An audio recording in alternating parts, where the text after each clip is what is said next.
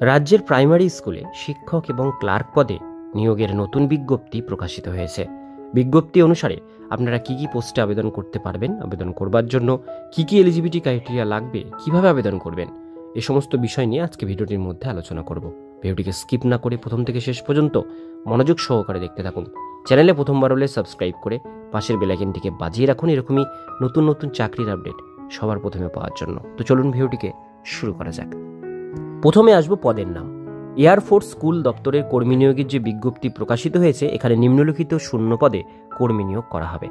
প্রথমেই যে পোস্টের নামগুলো উঠে এসছে তার মধ্যে প্রথম হচ্ছে গ্র্যাজুয়েট শিক্ষক, গ্র্যাজুয়েট টিচার, এরপরে প্রশিক্ষিত গ্র্যাজুয়েট টিচার, প্রাথমিক শিক্ষক অর্থাৎ পিজিটি, পিআরটি এবং পিপিটি এই সমস্ত সাবজেক্টের টিচার নেওয়া হচ্ছে। নার্সারি প্রশিক্ষিত শিক্ষক নেওয়া হচ্ছে, বিশেষ শিক্ষাবিদ, ল্যাব অ্যাটেন্ডেন্ট নেওয়া হচ্ছে।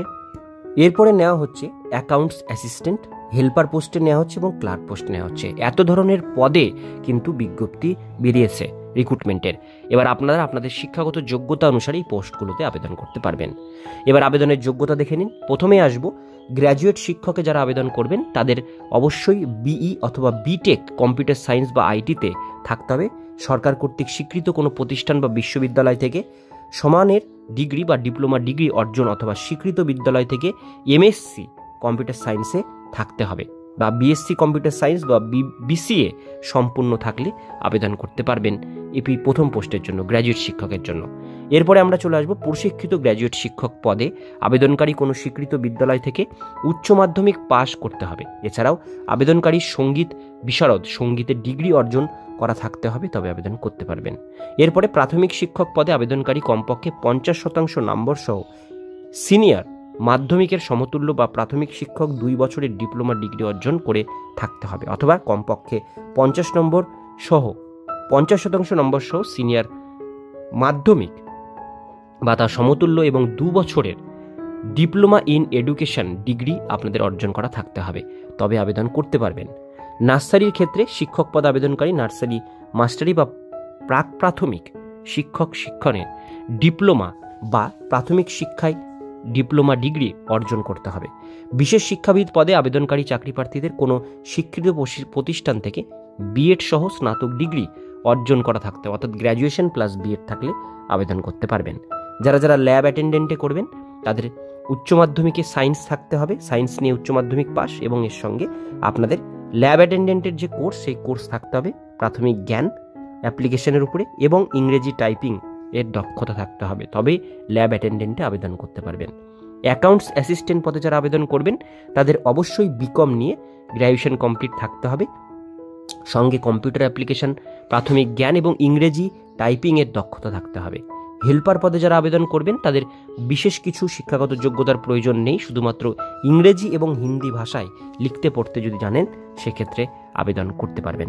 যারা ক্লার্ক পদে আবেদন করবেন তাদের স্নাতক ডিগ্রি অর্জন করতে হবে, অর্থাৎ গ্র্যাজুয়েশন কমপ্লিট থাকতে হবে। এছাড়াও আবেদনকারীদের ইংরেজিতে টাইপিংয়ের দক্ষতা থাকতে হবে, তবেই আবেদন করতে পারবেন ক্লার্ক পদের জন্য। তো প্রত্যেকটা পদের কোয়ালিফিকেশন আপনাদেরকে বলে দিলাম, সেই অনুসারে আপনারা এটা আবেদন করবেন।